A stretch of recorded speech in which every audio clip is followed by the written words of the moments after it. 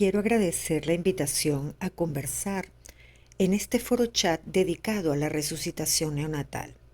Para ello, agradezco a la Sociedad Venezolana de Puericultura y Pediatría Filial Guárico y también a Megalabs por el apoyo que siempre ofrecen a la educación médica continua. En el programa de resucitación neonatal de la Academia Americana de Pediatría y Asociación Americana del Corazón, queda bien claro que la ciencia de la resucitación neonatal aplica a los niños recientemente nacidos, es decir, aquellos niños que están en transición desde el ambiente intrauterino, en donde los pulmones estaban llenos de agua, a un ambiente de transición postnatal en el cual estos alveolos van a ser ocupados por aire. El concepto recientemente nacido abarca desde el nacimiento hasta el fin de la resucitación y estabilización en sala de parto, pero este concepto puede aplicarse a lo largo de todo el periodo neonatal, dadas las características de este bebé en transición, pero también a las necesidades especiales como se va a ver a lo largo del programa de resucitación. Otro de los aspectos muy importantes en la anticipación al nacimiento es la preparación del escenario. Habíamos hablado de mantener una temperatura entre 23 y 25 grados centígrados, 26 grados si se trata de un prematuro, pero también debemos considerar los aspectos inherentes a el equipamiento y la disponibilidad de medicamentos que deben estar en el sitio donde va a ocurrir el nacimiento. Incluso debe tener un respaldo en caso de mal uso o de incidentes. El equipamiento mínimo en sala de nacimientos debe estar registrado en una hoja de chequeo que debe ser monitoreada constantemente para que no haya nunca déficit de un insumo que sea necesario para la atención del neonato. Este debe incluir el correcto funcionamiento de la mesa de calor radiante, tener envoltorios de tela para secado o de plástico en el caso de prematuros, tener las ligaduras para el cordón umbilical, tener una fuente de oxígeno que esté funcionando y que además aporte humedad y calor.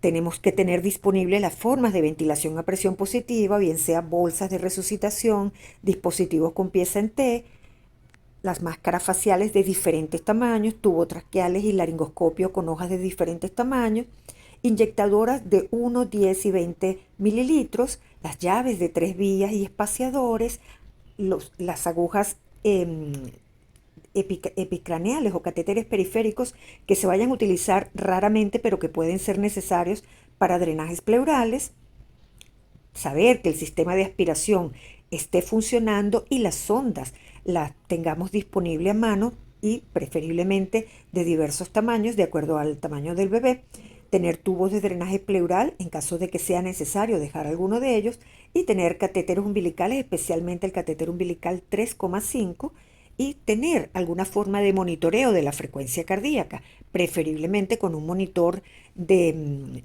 electrodos, preferiblemente se utiliza en los casos de resucitación avanzada, o disponer del monitoreo de frecuencia cardíaca a través de la oximetría de pulso, que también tiene que estar disponible en el sitio de nacimiento.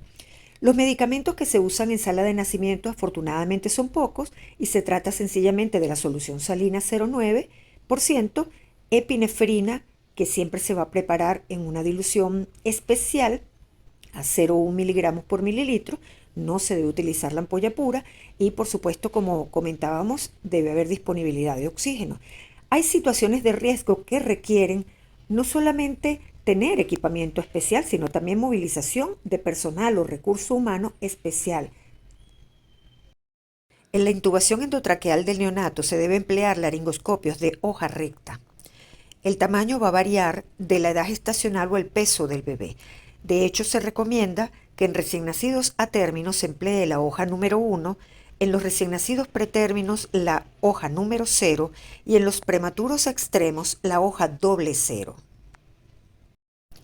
La inserción del tubo traqueal debe seguir una longitud que impida que se dirija hacia el bronquio derecho si es introducido en forma excesiva, de tal manera que se han creado estrategias para que esta intubación permita la localización de este tubo traqueal 1 o 2 centímetros por encima de la carina y evitar intubaciones selectivas o la salida del tubo traqueal de la vía aérea. La mejor forma de hacerlo es a través de la tabla de medida de inserción del tubo traqueal que vemos a mano izquierda, que ha sido probada incluso en prematuros extremos con un porcentaje de error muy bajo. Esto puede colocarse en los sitios donde se realice el procedimiento y guiar, de acuerdo al peso y a la edad gestacional, cuántos centímetros debe tener de inserción desde los labios. Igualmente se puede utilizar, si no se cuenta con esta tabla, con la medida de la nariz al trago y se le suma 1 centímetro. Eso significa que el tubo traqueal va a ser insertado a una longitud que represente esta medida, sumándose 1 centímetro por encima de ella. Más de la mitad de las muertes ocurridas en niños menores de 5 años pertenecen a neonatos. Cada año mueren alrededor de 900.000 recién nacidos por asfixia perinatal en el mundo, representando aproximadamente el 23% de las muertes neonatales. La incidencia es mucho mayor en las regiones de bajos recursos, donde además es la primera causa de discapacidad neurocognitiva. 20-30% de neonatos con encefalopatía hipóxico-isquémica mueren en el periodo neonatal y 33-50% aproximadamente de estos supervivientes tienen anomalías permanentes en el neurodesarrollo. Dentro de la anticipación al nacimiento, es muy importante la preparación del escenario donde va a ocurrir el nacimiento. En cada nacimiento debe haber al menos una persona responsable del recién nacido y capaz de iniciar la resucitación cardiopulmonar, es decir, las medidas iniciales, y esto incluye la ventilación a presión positiva, y la única responsabilidad de esta persona va a ser el cuidado del neonato. Por supuesto, debe tener la posibilidad del llamado, en caso de no poder continuar la resucitación avanzada, de un personal más entrenado, y esta debe quedar a una distancia de respuesta no mayor de 1 minuto.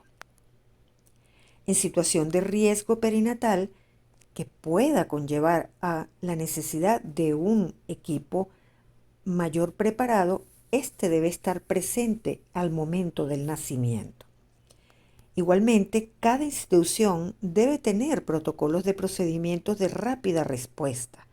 Esto quiere decir que ante un nacimiento que no esperaba tener complicaciones, pero que las presenta, la respuesta debe ser inmediata y debe ser ya programada. Debe tener una forma de respuesta planificada ante la orden de movilización. Igualmente, el escenario donde este bebé va a nacer debe tener una temperatura adecuada para su nacimiento, que oscila entre 22 y 23 grados centígrados como temperatura mínima y 25 grados centígrados como temperatura máxima. En este rango, el control de la temperatura del neonato va a ser más efectiva. Y si se trata de un prematuro, lo ideal es subir a 26 grados centígrados. El confort térmico no es más que lograr que la temperatura corporal del neonato se mantenga entre 36,5 y 37,5 grados centígrados. Esto lo vamos a lograr con un manejo muy sencillo, que es mantener la temperatura del escenario donde está entre 22 y 25 grados centígrados, secado inmediato de la piel al nacer, colocando gorro y el contacto piel con su madre. Adicionalmente, en niños que no logran regular la temperatura, podemos necesitar envoltorios precalentados de tela o calor radiante a través de una mesa de resucitación. Nunca olvidar colocar gorro en estos bebés. Y si es un bebé prematuro menor de 28 semanas, lo que se recomienda es que al momento de nacer envolver sin secar la piel con envoltorios plásticos que cubran la cabeza. Se pueden utilizar colchones térmicos. La temperatura idealmente debe ser servocontrolada utilizando sensores de temperatura corporal y en lo posible, y de hecho lo está recomendando hoy día la Organización Mundial de la Salud, el contacto piel con su madre si la condición clínica del niño lo permite y empezar a realizar el cuidado madre canguro desde el momento mismo del nacimiento. El registro de la temperatura es una buena práctica al momento de nacer, especialmente en niños que tienen condición de riesgo y que probablemente sean transferidos a las unidades de cuidados intensivos.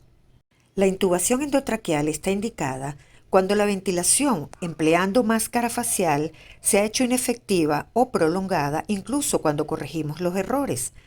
También está indicada en forma inmediata cuando tenemos el diagnóstico de una hernia diafragmática que requiere ventilación a presión positiva. Igualmente, cuando hay malformaciones craneofaciales o de las vías aéreas, como la atresia de Coanas, que amerite ventilación invasiva. Antes de empezar las compresiones torácicas, también se recomienda el uso de intubación endotraqueal. Esto garantiza una mejor ventilación y el logro de las metas de forma más rápida. El tubo traqueal debe ser un tubo de diámetro uniforme, curva natural y con un indicador lineal radiopaco que sea visible en las radiografías. El tamaño que se debe emplear depende del peso del bebé, de tal manera que en neonatos con un peso superior a 2 kilos, que aproximadamente son niños mayores de 34 semanas, se recomienda el uso de tubo traqueal número 3,5. Cuando el peso va de 1 a 2 kilos, se recomienda el uso de tubo traqueal número 3 y en niños con peso inferior a 1 kilo se recomienda el uso de tubos traqueales número 2,5. Las bolsas infladas por flujo son unos dispositivos muy útiles al administrar ventilación a presión positiva, ya que tienen la ventaja de permitir administrar oxígeno libre cuando no se hace sello en la cara con la máscara. Si se hace sello, se infla la bolsa y puede ser utilizada para ventilación positiva intermitente cada vez que insuflemos, o al no insuflar administra presión positiva continua de la vía aérea o CPAP. Esta presión de CPAP puede ser regulada a través de la válvula que tiene en área distal y se puede también regular con manómetros la presión de insuflación. Entre las estrategias de entrenamiento, el programa de resucitación neonatal de la Academia Americana de Pediatría en alianza con la Asociación Americana de Corazón tiene un liderazgo definitivo. Fue creado en el año 1987 y posteriormente fue seguido por el Comité Internacional de Enlace en Resucitación en el año 1992, que incluye organizaciones internacionales, y ambos trabajan y emiten recomendaciones basadas en evidencia. Este programa fue el primer programa de soporte vital avanzado que incorporó la simulación de alta fidelidad en los métodos de aprendizaje. Ha sido traducido en 24 idiomas, ha sido empleado por más de 130 países y ha logrado la capacitación para el año 2022 de más de 5.700.000 profesionales de la salud. Sin embargo, a pesar de tratarse de un programa con alto nivel de evidencia, utilizando pautas revisadas exhaustivamente, en el año 2023, ILCOR declara falta de aplicabilidad de los estándares de RCP en entornos de bajos recursos y propuso desarrollar directrices y recomendaciones que sean más inclusivas y además más cónsonas con los recursos de los que disponen estos escenarios de bajos y moderados recursos. Otras estrategias de entrenamiento con muy buenos resultados han sido aquellas dirigidas a los escenarios de bajos recursos, como son el programa Ayudando a los Bebés a Respirar, que forma parte del programa Ayudando a los Bebés a Sobrevivir de la Academia Americana de Pediatría y la Asociación Americana del Corazón, creado en el año 2010 y que ha logrado llegar a más de 80 países y lograr más de 1 millón de personal de la salud capacitados. Un programa similar y que actualmente actúan en alianza es el curso de cuidados esenciales del neonato, que es una iniciativa de la Organización Mundial de la Salud y el cual también va dirigido a esos escenarios de bajos recursos y que además, posterior a la pandemia de COVID-19, generó una iniciativa bien interesante que es el programa a distancia llamado Cuidados Esenciales del Neonato Ahora, por sus siglas ECN Now.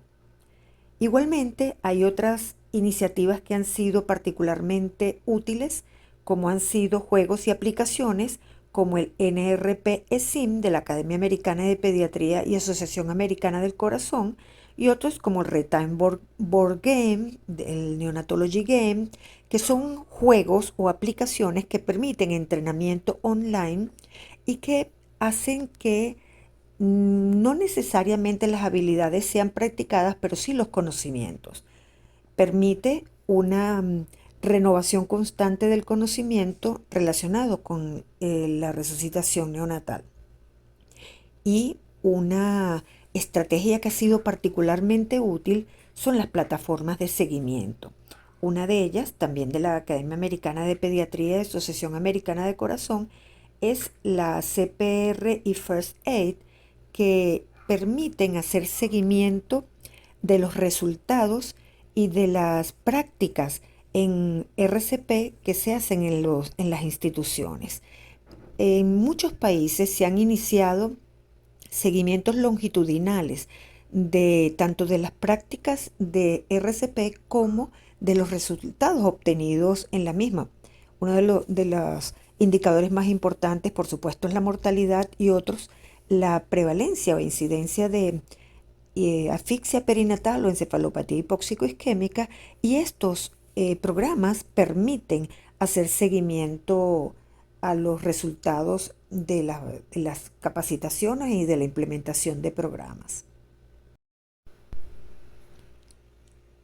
Se sabe que la mayor parte de los niños al momento de nacer pueden requerir solamente cuidados mínimos, como son el secado de la piel, el contacto piel con su madre, el mantenimiento de la temperatura corporal y evaluación de la respiración. Esto puede alcanzar hasta un 90% de los nacimientos.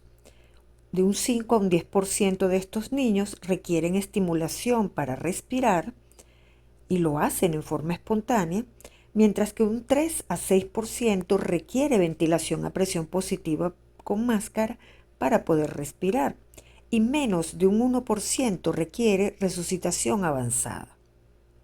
Por eso, al momento de la atención de esa gestante y antes de nacer el bebé o al momento justo del nacimiento, se debe obtener una información que es bien importante para definir la anticipación a las acciones que se van a realizar. Estas preguntas son: ¿cuál es su edad gestacional? ¿Es claro el líquido amniótico o está teñido de meconio? ¿Hay factores adicionales de riesgo? ¿Qué manejo se le dará al cordón umbilical?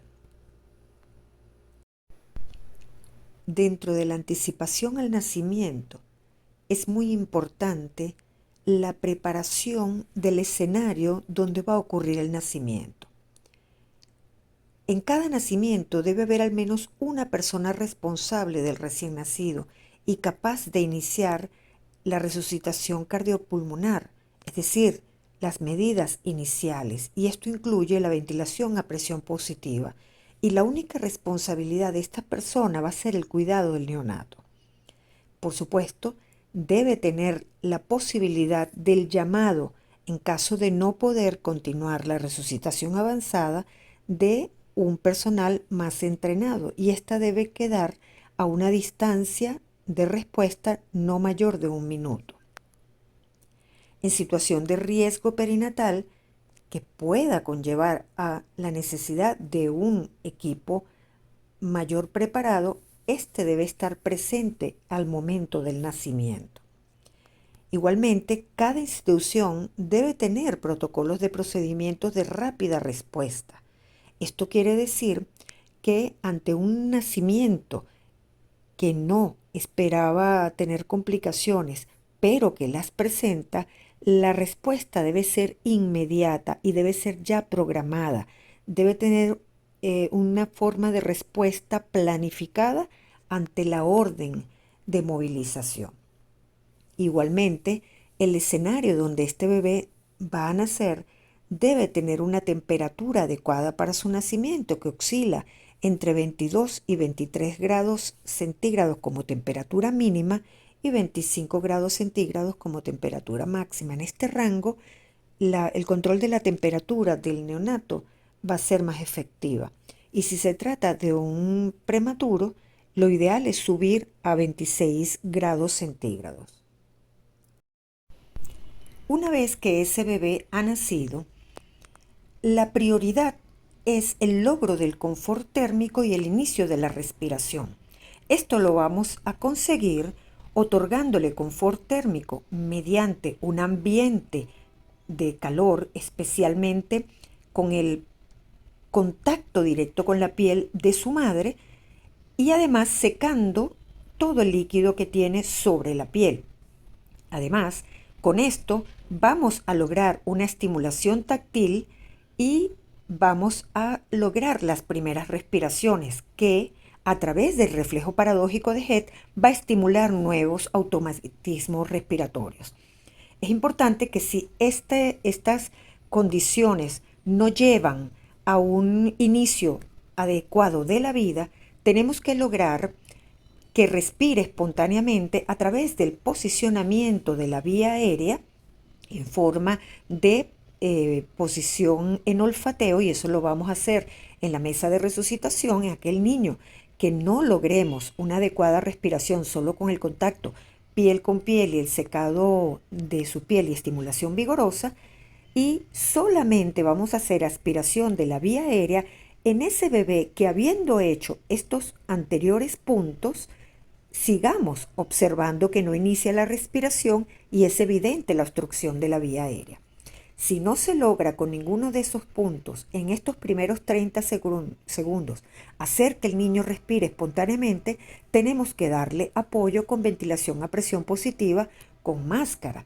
Y si después de este tiempo no logramos un adecuado inicio de la respiración o el niño tiene frecuencia cardíaca por debajo de 100 latidos por minuto, tenemos que iniciar los cuidados avanzados, que consisten con la continuación de los cuidados básicos, que son los que mencionamos anteriormente y que se deben hacer en todo neonato en sus primeros 30 segundos, y de acuerdo a la condición del niño se van a ir agregando otras conductas, como son las compresiones torácicas, la intubación intratraqueal, el uso de drogas o de líquidos y procedimientos especiales.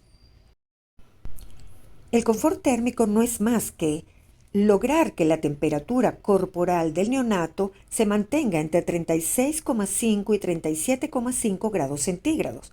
Esto lo vamos a lograr con un manejo muy sencillo, que es mantener la temperatura del escenario donde está entre 22 y 25 grados centígrados, secado inmediato de la piel al nacer, colocando gorro y el contacto piel con su madre.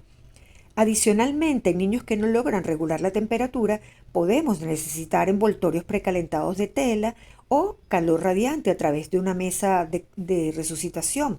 Nunca olvidar colocar gorro en estos bebés. Y si es un bebé prematuro menor de 28 semanas, lo que se recomienda es que al momento de nacer envolver sin secar la piel con envoltorios plásticos que cubran la cabeza. Se pueden utilizar colchones térmicos. La temperatura idealmente debe ser servocontrolada utilizando sensores de temperatura corporal y, en lo posible, y de hecho lo está recomendando hoy día la Organización Mundial de la Salud, el contacto piel con su madre si la condición clínica del niño lo permite, y empezar a realizar el cuidado madre canguro desde el momento mismo del nacimiento. El registro de la temperatura es una buena práctica al momento de nacer, especialmente en niños que tienen condición de riesgo y que probablemente sean transferidos a las unidades de cuidados intensivos. Es importante el contacto piel con piel en aquellos niños que lo permite por sus condiciones clínicas, pero también puede ser útil en niños recién nacidos prematuros que tienen o que tengan alguna condición que requiera un traslado a la unidad de cuidados intensivos neonatales. Ya hoy día la misma Organización Mundial de la Salud recomienda su traslado sobre la piel de la madre, en vez de ser trasladado en incubadoras de transporte cuando su condición lo permita, ya que este contacto piel con piel no solamente va a garantizar la preservación de la temperatura, sino que va a permitir el apego madre-hija y la cascada de reacciones fisiológicas que ocurren con esto, que va a ayudar a ambos, sino que también inicia o favorece y sostiene un inicio adecuado de la lactancia materna. Por eso debe ser empleado siempre que haya la oportunidad de lograrlo, tanto en nacimientos por vía vaginal como con nacimientos por cesárea, bien sea electiva o de emergencia. Estas son imágenes permitidas de la sala de nacimientos del hospital donde yo trabajo, el Hospital Miguel Pérez Carreño, en donde se realiza el contacto piel con piel y el apego temprano. Ambas condiciones van unidas de la mano para permitir una adecuada transición y también va a ayudar a las condiciones obstétricas de la madre. Todo esto si clínicamente ambos están dispuestos para tal fin. Los envoltorios plásticos son de particular utilidad en los prematuros menores de 28 semanas y su recomendación es firme. Estos deben envolver todo el cuerpo y dejar disponible solamente la cara para el manejo de la vía aérea y permitir tener acceso al cordón umbilical si esto fuera necesario. Esto puede hacerse con estos envoltorios dispuestos comercialmente para tal fin, pero también pueden realizarse con envoltorios limpios en los escenarios de menores recursos. Lo importante es que sean envoltorios limpios y si se van a colocar en el área donde se realizó una intervención quirúrgica cesárea, pues tienen que ser estériles, que pueden ser envoltorios del mismo equipamiento empleado en la realización de la cesárea. En el caso de nuestro hospital, como vemos en la figura del centro, utilizamos envoltorios que tienen las compresas. El personal instrumentista nos lo guarda para el momento del nacimiento y el obstetra envuelve la cabeza y el cuerpo del niño con este envoltorio plástico. Y así incluso lo podemos mantener en la unidad de cuidados intensivos si el niño está en una incubadora que no aporta humedad. Otra estrategia para favorecer la respiración espontánea de estos bebés al nacer es la estimulación táctil. Esta debe llevarse a cabo con un suave golpeteo sobre la planta de los pies y un frote suave sobre la espalda del bebé. Esto debe hacerse sin utilizar presión excesiva, ya que podemos causar laceración o podemos causar traumatismo, y evitar maniobras más agresivas, ya que pueden ser muy peligrosas, como posicionamientos inadecuados, como colocar al niño con los pies en posición superior y la cabeza en posición inferior, o realizar movimientos bruscos tratando de hacer que el niño respire, igual que la compresión del abdomen o del tórax en forma agresiva. La realización de aspiración rutinaria de la vía aérea no se recomienda ni de orofaringe ni de nasofaringe y solo se recomienda succionar la boca y las fosas nasales en aquellos bebés con obstrucción obvia de la vía aérea que no inician respiración espontánea a pesar de la estimulación. La aspiración de gleras, si ésta fuera necesaria, no debe durar más de 20 segundos ni más de 2 veces, empezando por la boca y luego pasando a las fosas nasales. Todo esto puede llevar a complicaciones durante la aspiración, sobre todo hipoxia, espasmo laríngeo, bradicardia, hipotensión e incluso llevar a paro cardiorrespiratorio. Hacia los 30 segundos de vida y luego de haber realizado los cuidados iniciales, específicamente el secado de piel, el contacto piel con la madre y la estimulación para iniciar la respiración espontánea, debe hacerse la determinación de la frecuencia cardíaca y del esfuerzo respiratorio del bebé. La frecuencia cardíaca se considera normal cuando es superior a 100 latidos por minuto. La forma correcta de determinarla es a través de la medición de la misma durante 6 segundos y luego los latidos que hayamos contado en esos 6 segundos multiplicarlo por 10. Eso se puede determinar a través del latido precordial, del latido del cordón o de monitores. Incluso hay aplicaciones para utilizar el latido obtenido a través de un sensor precordial y llevarlo a los celulares y poder obtener esa determinación en tiempo real. Se recomienda que cuando se realiza la intubación intratraqueal se realice esta medición utilizando monitores de electrocardiografía. El esfuerzo respiratorio se considera anormal si es inexistente o si hay presencia de una respiración tipo jadeo. La ventilación a presión positiva usando máscara facial debe emplearse en aquellos niños que luego de los cuidados iniciales y habiendo estimulado para inicio de respiración espontánea y liberado de obstrucciones persistentes, mantienen ausencia de ese esfuerzo respiratorio o inician una respiración jadeante, o aquellos niños cuya frecuencia cardíaca es menor a 100 latidos por minuto. Siempre debe iniciarse con máscara facial, excepto en aquellos niños que tienen contraindicación, por ejemplo las hernias diafragmáticas congénitas, o aquellos niños que tienen malformaciones craneofaciales que impidan una ventilación efectiva. Igualmente se recomienda usar una presión positiva necesaria para lograr un movimiento torácico normal. Eso puede verificarse viendo el movimiento de expansión del tórax durante las ventilaciones, que sea un movimiento fisiológico que suele alcanzarse con presiones de 20 a 25 centímetros de agua. Y saber que al iniciar la ventilación a presión positiva, el asistente debe ocultar la frecuencia cardíaca durante los primeros 15 segundos, ya que si se logra una frecuencia cardíaca efectiva antes de 30 segundos o una respiración espontánea, puede detenerse el soporte ventilatorio.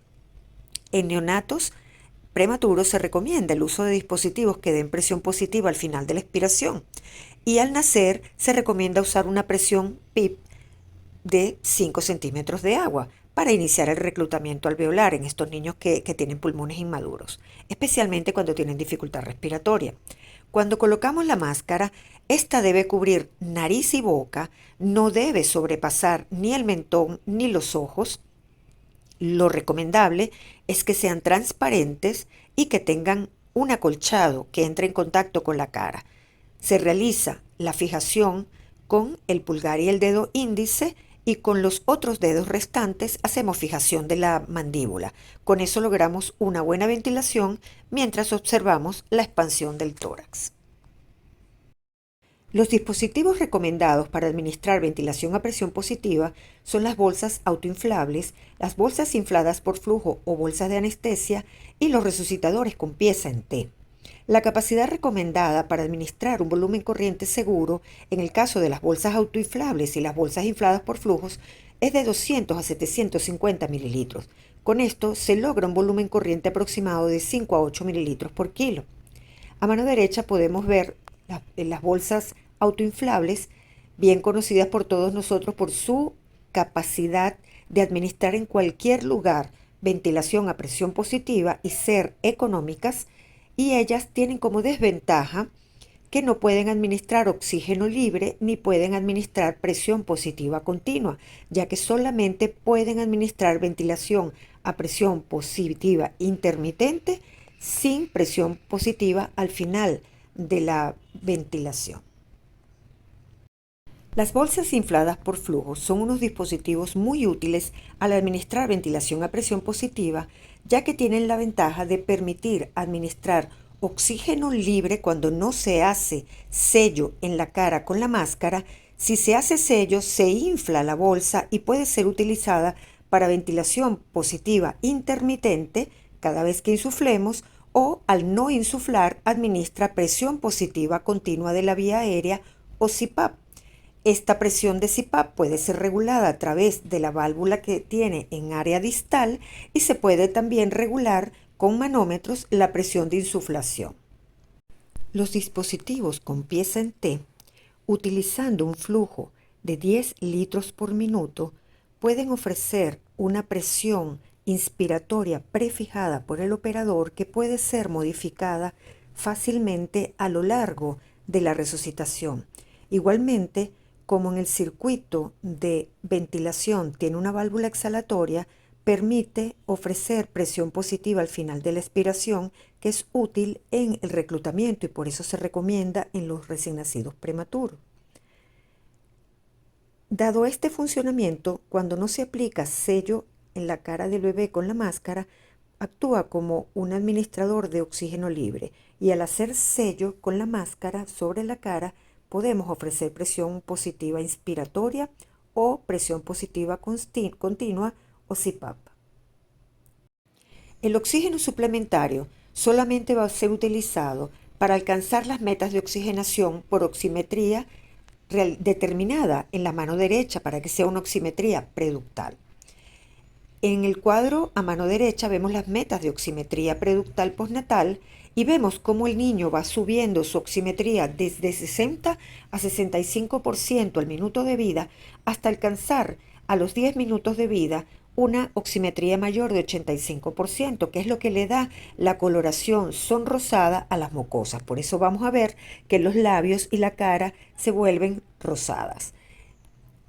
La fracción de inspiración de oxígeno que se debe emplear cuando se va a administrar ventilación a presión positiva va a depender de la edad gestacional y así se recomienda que a niños mayores de 35 semanas se puede iniciar la ventilación con aire ambiente, es decir, una FiO2 de 0,21.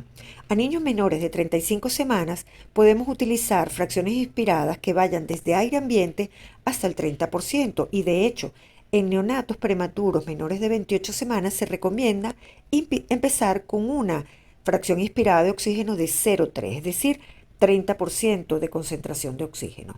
No se recomienda iniciar nunca la resucitación con fracciones inspiradas mayores a 0,65, es decir, concentraciones mayores de 65%, porque sabemos que puede desencadenarse una reacción mediada por radicales libres en presencia de altas concentraciones de oxígeno.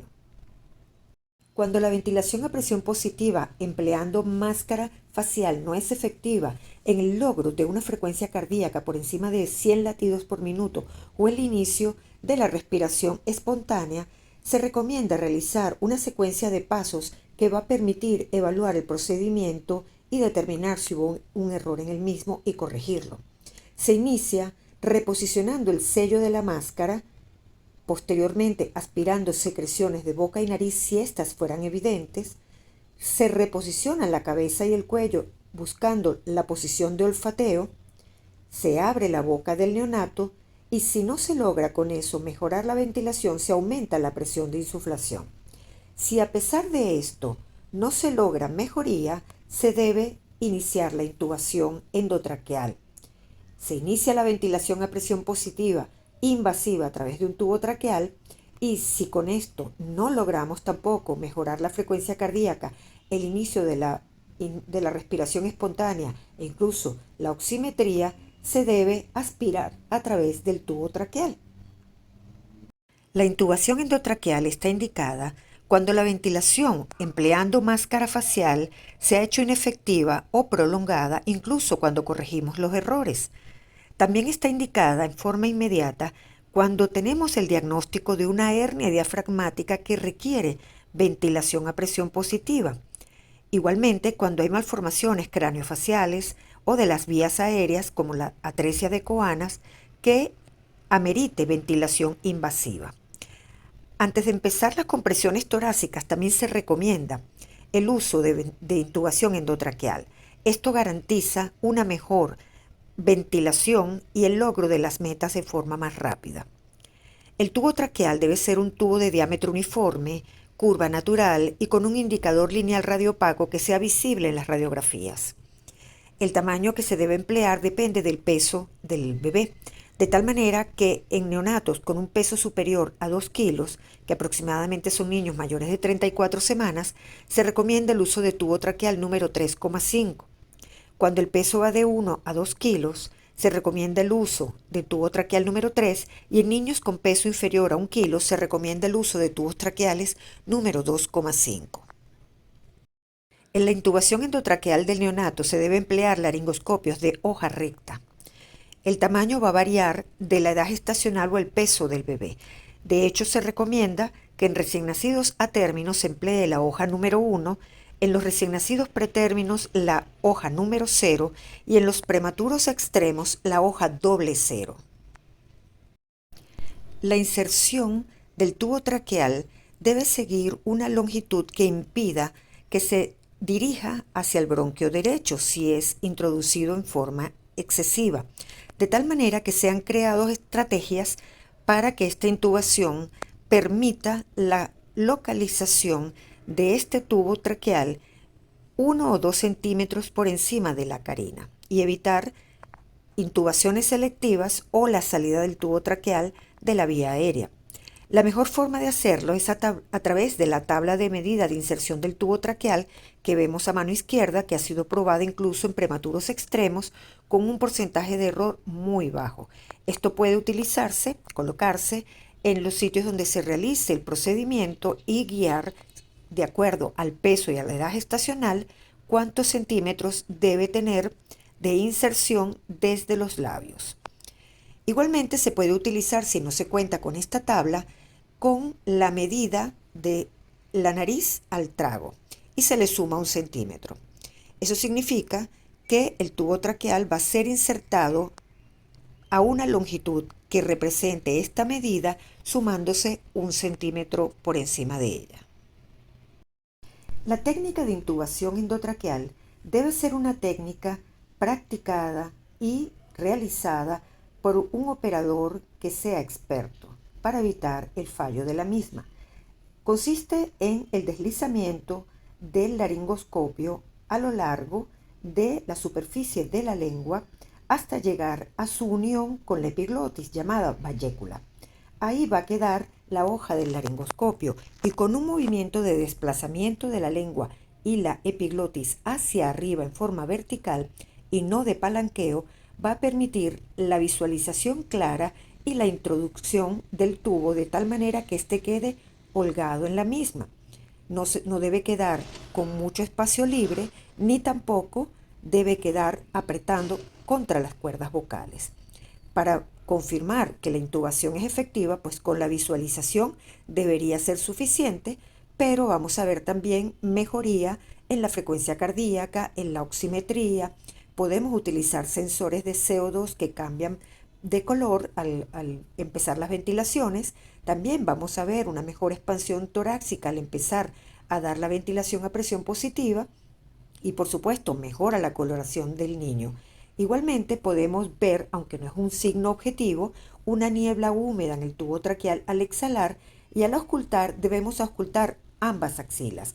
Una vez garantizado que el paciente está intubado, debe procederse a la fijación del mismo, empleando para ello cintas adhesivas que no causen lesión en la piel, pero que además permitan una fijación efectiva, eficiente, que no se produzcan extubaciones accidentales.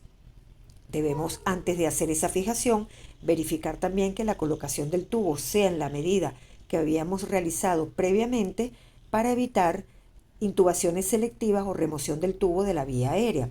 Y para ello se utilizan adhesivos que son cortados en su mitad, en 2 partes, para fijarlo una parte o una de las cintas a la cara y la otra cinta al tubo traqueal, con la cinta que no ha sido cortada, la parte de la cinta que no ha sido cortada, fijada a la mejilla para que sirva de base, de sostén de ese tubo traqueal. Podemos utilizar 2 o 3 adhesivos que permitan esta fijación y puede realizarse o todos los adhesivos colocados del mismo lado o colocados en forma alterna. Lo importante es que se genere una inmovilización del tubo traqueal. El uso de máscaras laríngeas en el neonato está aprobada y de hecho es particularmente útil en aquellos casos en los que la laringoscopía directa es imposible, donde no es posible visualizar mediante la visualización directa la glotis por efecto de una gran macroglosia que la ocluye o de una micrognatia que hace que la posición de la glotis quede poco accesible. En estos casos se puede utilizar la máscara laringea siempre insertada por personal entrenado y para ello debe ser capacitado debidamente. No es complicada su inserción, como vemos, se hace a ciegas y se coloca desplazando la parte no acolchada de la máscara laringea a través del paladar hasta llegar a la parte final de la lengua. Eso se hace tomando el tubo como un lápiz y con el dedo e índice colocado sobre la parte acolchada vamos a saber cuándo llegamos al final de la lengua. Y ya una vez insertada se infla el acolchado y queda insertada. Se puede iniciar la ventilación inmediatamente. Antes de insertarla podemos usar lubricantes, pero este no debe tocar la parte acolchada ni el área dedicada a la ventilación, que es el agujero que vemos ahí.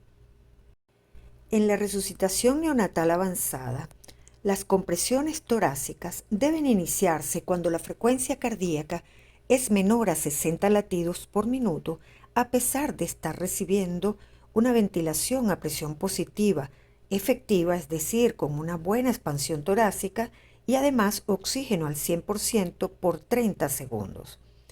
Esta debe mantenerse por 60 segundos antes de comprobar la frecuencia cardíaca. Sin embargo, es una práctica recomendada que al momento de la intubación o al inicio de las compresiones torácicas se coloque un monitor de frecuencia cardíaca electrocardiográfica. La secuencia de compresiones, ventilaciones, tienen un ritmo de 3 compresiones y una ventilación.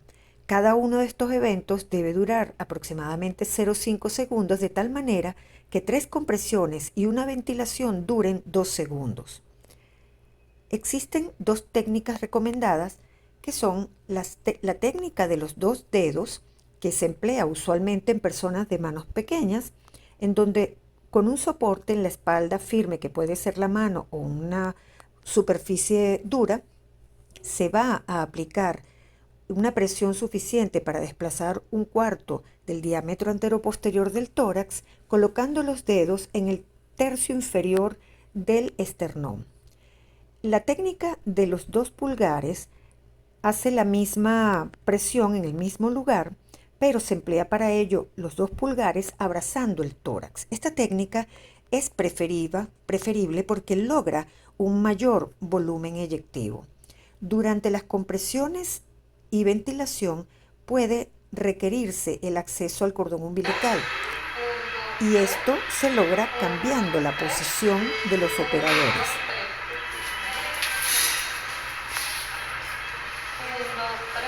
De esta manera queda accesible el cordón umbilical para la cateterización y administración de adrenalina. La epinefrina o adrenalina es la única droga que se emplea en la resucitación avanzada del neonato. Se administra cuando la frecuencia cardíaca se mantiene por debajo de 60 latidos por minuto, luego de 60 segundos de ventilación y compresiones torácicas efectivas. Siempre se empleará la adrenalina diluida, colocando una ampolla de 1 miligramo por mililitro en 9 cc de solución 0,9 o solución de agua estéril, de tal manera que la concentración final sea de 0,1 miligramos por mililitro, anteriormente llamada adrenalina de 1 en 10.000. La vía endovenosa o la vía intraósea son las preferidas por ser más efectivas y tener una llegada más rápida a los receptores cardíacos. La dosis empleada hoy día es de 0,2 mililitros por kilo de esta dilución, que corresponden a 0,2 miligramos por kilo de peso. Esto da un rango, o se puede utilizar un rango, de 0,01 a 0,03 miligramos por kilo, pero se centra en solo 0,2 mililitros por kilo para garantizar la memoria de la dosis.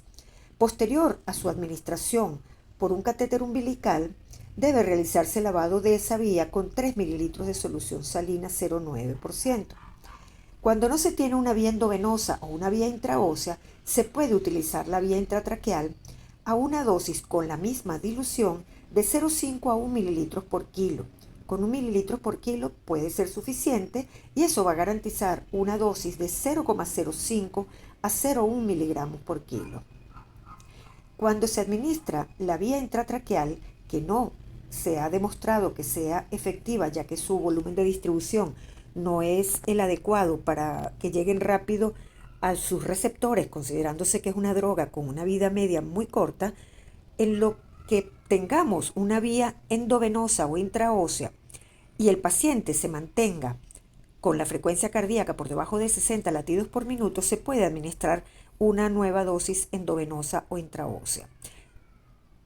De otra forma, todas las dosis deben guardar una distancia en el tiempo de 3 a 5 minutos cuando son administradas por vía endovenosa o por vía intraósea. La epinefrina en la dosis de 0,1 miligramo por mililitro se puede preparar utilizando una ampolla de adrenalina que tiene un mililitro en 9 mililitros de solución salina o solución agua estéril. Se debe conectar cuando se va a utilizar un catéter umbilical a una llave de 3 vías y con una inyectadora de 1 mililitro se va a obtener la dosis a administrar para que sea bien calculada, sea precisa y pueda administrarse en forma muy rápida, ya que la inyección debe ser rápida y rápidamente seguida por el lavado de la vía endovenosa para que llegue en forma oportuna a sus receptores.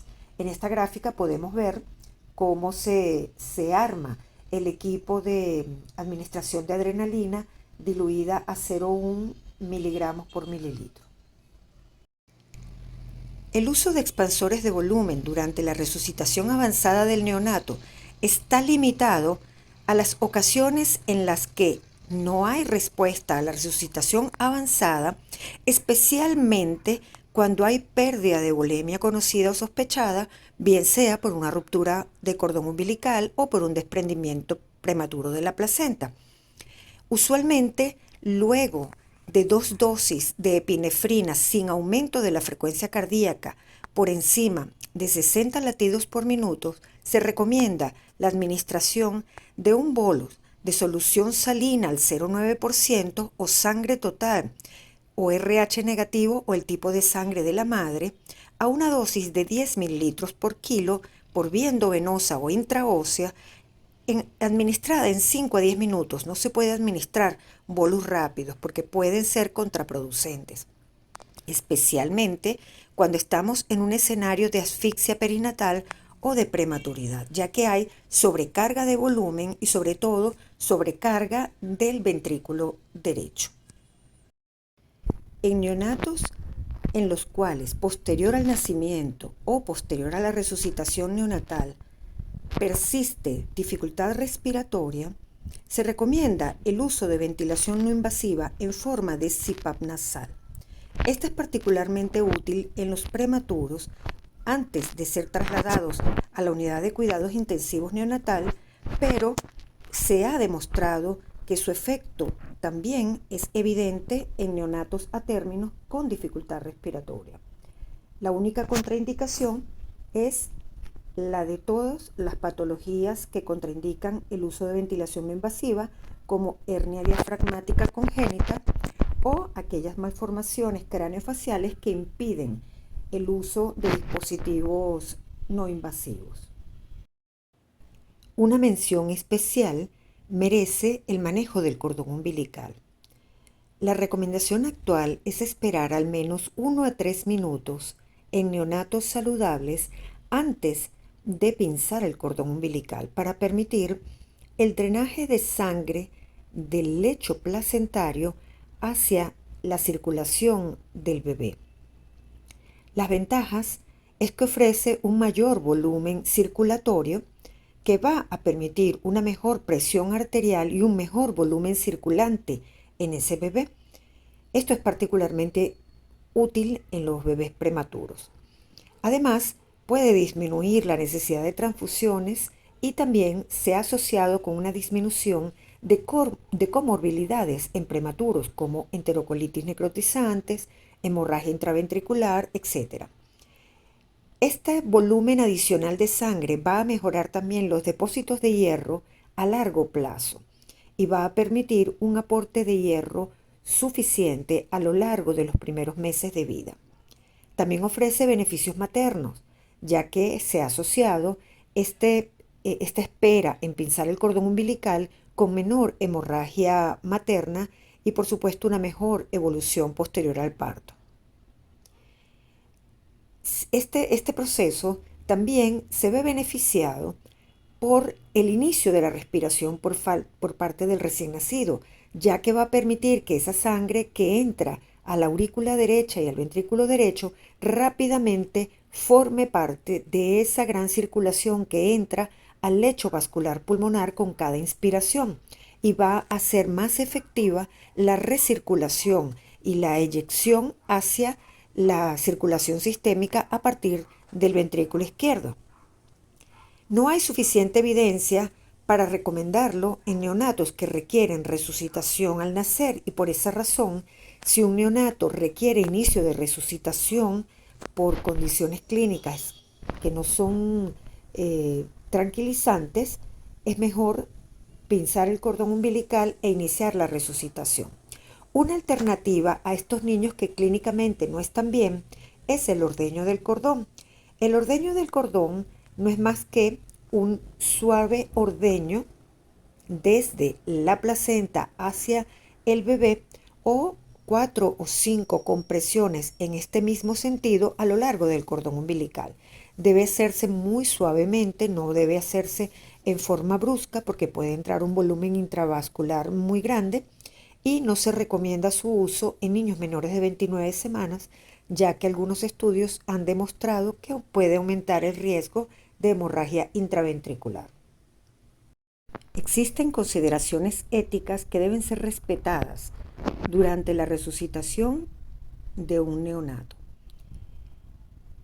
Se recomienda no iniciar resucitación en un feto sin latido cardíaco ni esfuerzo respiratorio cuando la edad gestacional es menor de 22 semanas o hay presencia de malformaciones severas incompatibles con la vida.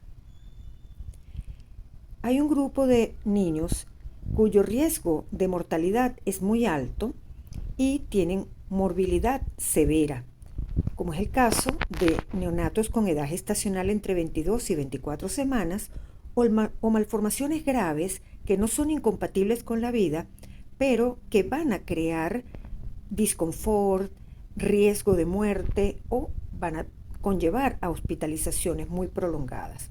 En este caso, se debe permitir que los padres participen en la decisión y esa decisión debe ser tomada luego de discutir los pros y los contras de hacer la reanimación. Se debe descontinuar la resucitación en un neonato en quien ya se ha iniciado cuando hay ausencia de frecuencia cardíaca después de 20 minutos de resucitación avanzada. Finalmente, el algoritmo de pasos que deben seguirse secuencialmente en la resucitación neonatal. Antes de iniciar el nacimiento tenemos que hacer un consejo antenatal, tenemos que organizar todo el escenario donde va a ocurrir el nacimiento. Eso incluye el personal, eso incluye también el equipamiento y el correcto funcionamiento de todo lo que va a ser utilizado. Una vez que ocurre el nacimiento, nos hacemos la pregunta de si es una gestación a término, si hay un buen tono muscular, si el niño está respirando o si está llorando. Si la respuesta es sí, ese niño debe pasar inmediatamente con la madre, piel con piel, y debe iniciarse la lactancia materna lo más pronto posible, de tal manera que a la hora de vida ese bebé ya haya comido. Por otra parte, si a esas preguntas la respuesta es no, se debe calentar, secar, estimular. Si esto no es suficiente y el niño no inicia su respiración espontánea, debe posicionarse la vía aérea en la mesa de resucitación en posición del olfateo y si fuera necesario, porque es evidente la obstrucción y la escasa o nula respuesta a los cuidados esenciales, hay que succionar la vía aérea. Antes no es necesario. Una vez hecho esto, nos preguntamos, ¿hay apnea? ¿Hay jadeo? ¿La frecuencia cardíaca es menor de 100? Si la respuesta es no, primero verificamos el patrón respiratorio. Si hay dificultad respiratoria o hay cianosis persistente, debemos continuar el posicionamiento adecuado de la vía aérea. Si es necesario limpiar las vías aéreas, succionar la vía aérea y colocar un oxímetro de pulso en la mano derecha.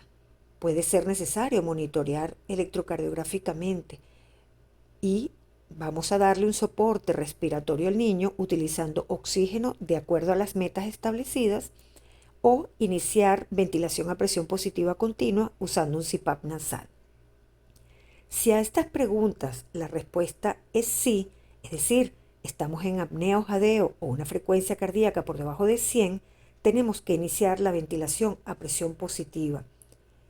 Aquí se coloca un oxímetro de pulso en la mano derecha también y sí es recomendable la mayor parte de las veces iniciar el monitoreo si se dispone del equipamiento y consideramos que el niño lo requiere. Si la frecuencia cardíaca, a pesar de la ventilación a presión positiva por 30 segundos, se mantiene por debajo de 100 o persiste en apnea o jadeo, el niño debe monitorearse desde el punto de vista cardiovascular y considerarse la posibilidad de requerir mejoría de la vía aérea, especialmente si cuando evaluamos la ventilación con máscara se verifica que se ha hecho en forma correcta, es decir, se ha verificado el sello en la cara con la máscara, se ha aumentado la presión, se ha verificado que no hay obstrucción, se ha abierto la boca del bebé usando uno de nuestros dedos y aún así no es posible obtener las metas de una buena frecuencia cardíaca y una respiración espontánea, hay que considerar la intubación. Si se intuba el paciente, es mandatorio el uso de un monitoreo electrocardiográfico.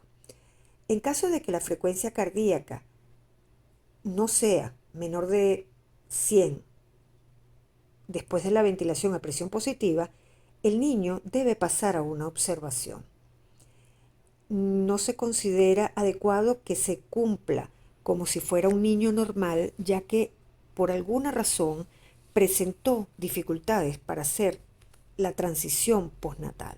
Entonces debe ser observado al menos durante 24 horas y si evoluciona muy bien, debe pasar inmediatamente a cuidados básicos. Pero sí se recomienda que al menos sea monitoreado por 24 horas, observado. Si ese niño que tiene la frecuencia cardíaca por debajo de 100 y no responde a la intubación traqueal y ventilación garantizada al menos por 30 segundos, su frecuencia cae por debajo de 60, se debe iniciar las compresiones torácicas. Las compresiones torácicas se deben administrar por 60 segundos sin considerar frecuencia cardíaca antes de tomar otra decisión. Pero en ese tiempo se puede cateterizar el cordón umbilical o se puede intentar para que la primera dosis de adrenalina, si fuera necesaria, fuera endovenosa. Se pueden aprovechar esos 60 segundos para realizar el cateterismo umbilical o una vía intraósea. Si después de 60 segundos la frecuencia cardíaca sigue por debajo de 60, se debe administrar la primera dosis de epinefrina y si esta es endovenosa o intraósea debe ser administrada cada 3 a 5 minutos. Si no dio tiempo de hacer un cateterismo umbilical o una vía intraósea y se administró la epinefrina por vía intratraqueal, no hace falta esperar los 3 a 5 minutos. Se puede colocar inmediatamente la dosis endovenosa una vez que se haya tenido uno de estos accesos y el paciente permanezca por debajo de 60 latidos por minuto.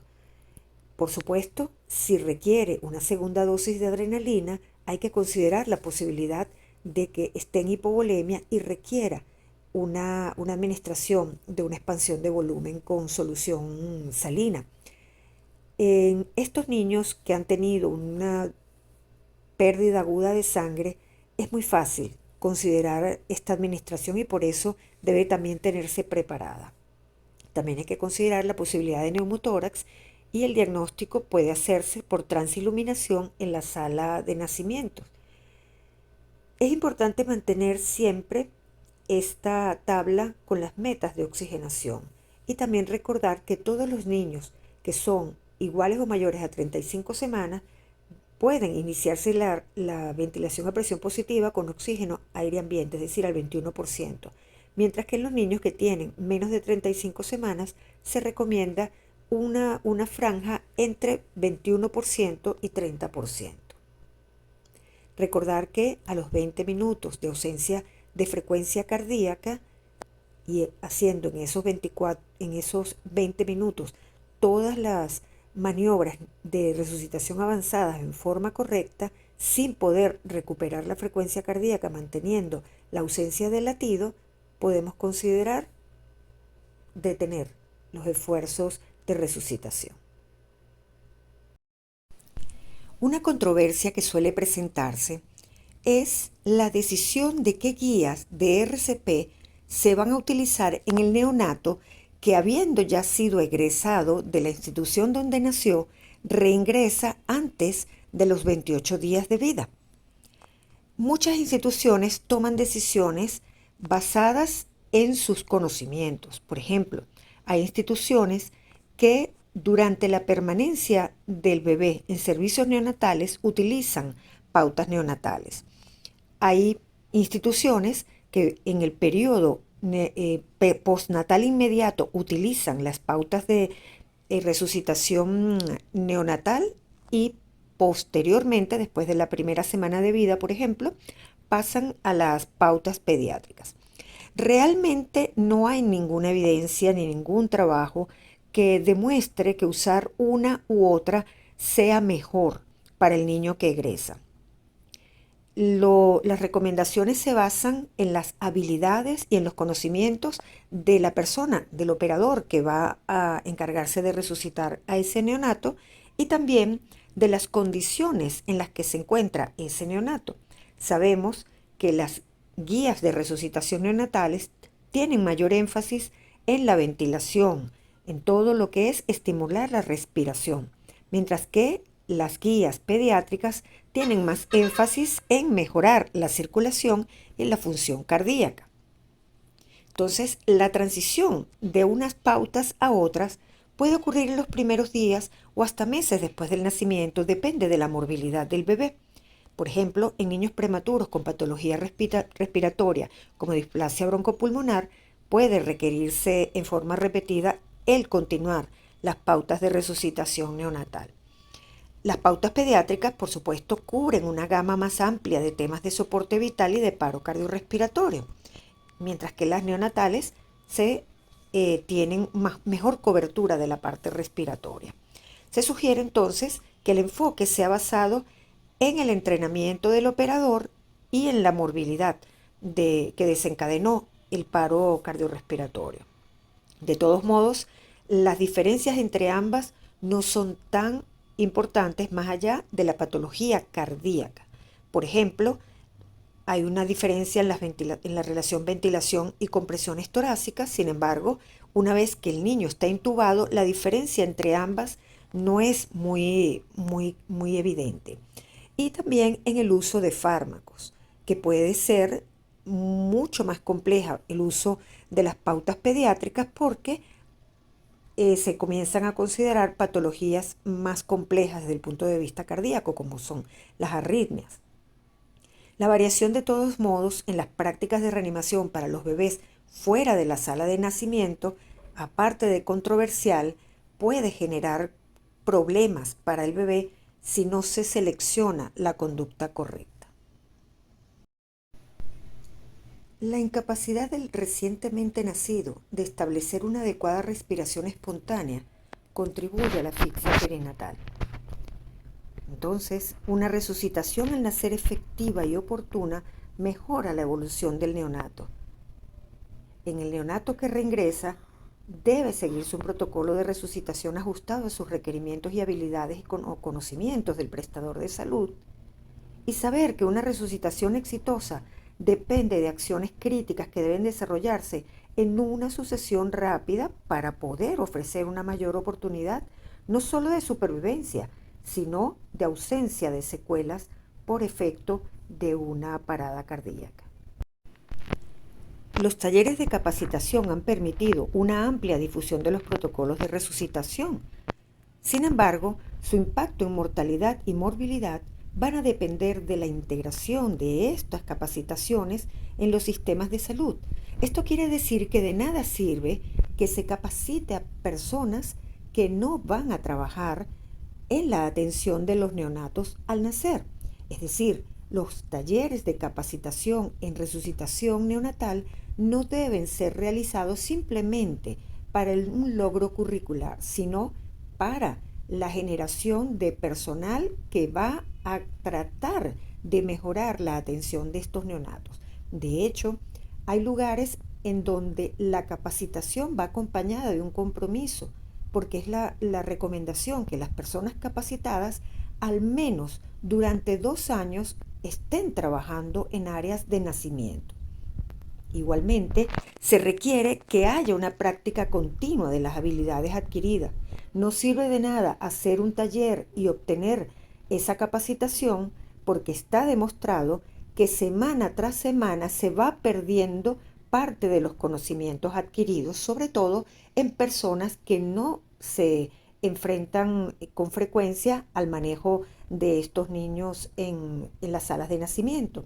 Y por otra parte, todo taller de capacitación debe estar acompañado de un monitoreo continuo, que es lo que se hace en los países de altos recursos, en donde se capacitan al personal de salud en resucitación y se hace monitoreo continuo día a día de sus habilidades, de sus capacidades y de los resultados de esa capacitación. El dominio de las habilidades requiere más práctica y supervisión clínica activa que lo que puede proporcionar un taller en cuanto a conocimiento teórico.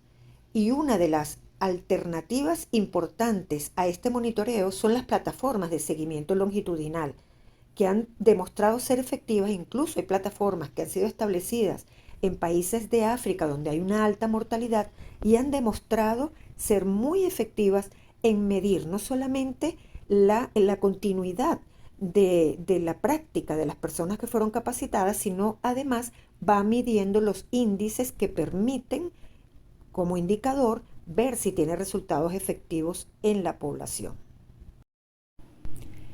Una experiencia interesante se llevó a cabo en Venezuela entre los años 2012 y 2017 a través de una alianza firmada entre la Sociedad Venezolana de Puericultura y Pediatría, el Ministerio del Poder Popular para la Salud y las agencias de las Naciones Unidas, inicialmente UNICEF y posteriormente la Organización Panamericana de la Salud. Se inició con los talleres de resucitación neonatal y posteriormente se abrió el camino a los cursos de cuidados esenciales del neonato y protocolos neonatales. De hecho, se publicaron los protocolos neonatales para Venezuela en ese momento. El capítulo de neonatología de la Sociedad Venezolana de Puericultura y Pediatría fueron los entes técnicos en realizar las capacitaciones, y una experiencia importante de esto es que se realizó un estudio de línea que evaluó la puesta en práctica de las enseñanzas y de las habilidades obtenidas en estas capacitaciones. Igualmente, uno de los puntos más importantes de estos talleres fue la designación de las personas que iban a ser capacitadas, que era personal que atendía nacimientos en hospitales seleccionados por el Ministerio del Poder Popular para la Salud, basados en su natalidad y en su mortalidad. Definitivamente, eso pudo haber ayudado a que, a diferencia de muchos otros países, la asfixia perinatal no es una de las principales causas de muerte en neonatos, ya que los primeros puestos están ocupados por la dificultad respiratoria de la prematuridad, la sepsis neonatal y las malformaciones congénitas. En países en donde los sistemas de salud están particularmente agraviados, la asfixia perinatal suele ser, junto a la prematuridad, la primera causa. Muy agradecida por la atención y por la invitación, y reitero que definitivamente la atención del neonato al nacer y su resucitación es definitivamente un trabajo en equipo. Y por esa razón todos tenemos que estar capacitados y comprometidos día a día con esta importante acción. Muchas gracias y queremos conocer sus experiencias y sus propuestas.